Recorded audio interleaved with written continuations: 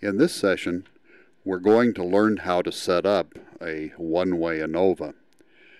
ANOVA is most often used in the improve phase to demonstrate that we've made a change, or you can use it as an investigative tool that lets you find where the change is happening.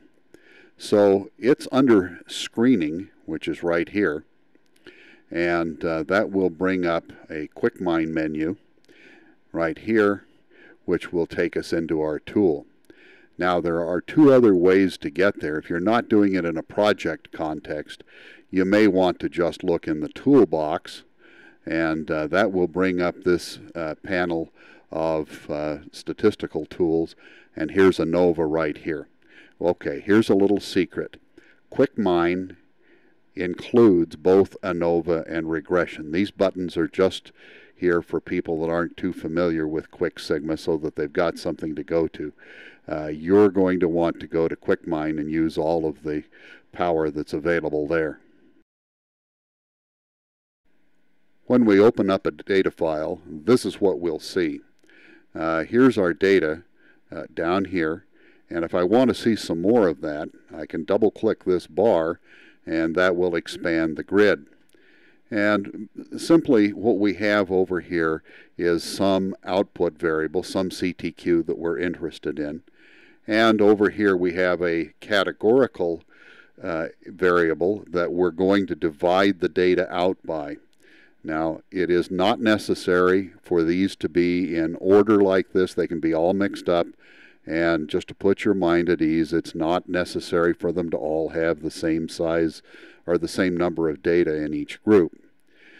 Let's take a look at this in a little bit more graphical form.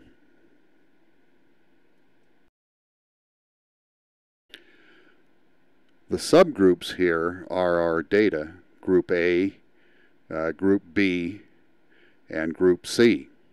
Now, this input variable can be anything that we want it to be. For example, our CTQ might be the number of days that it takes to process a certain piece of paperwork, and A, B, and C might be different offices that are processing that. Or if we wanted, these could be the weights of children in the 7th grade, and this could be 3 different schools in different parts of the world.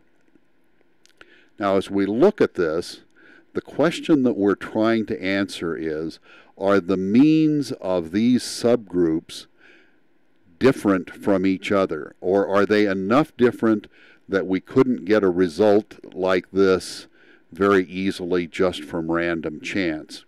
So if you look at this, that may not be quite as obvious. I mean, you look at it and the boxes, yeah, they're in different positions here. But look, you know, I got a couple of data here.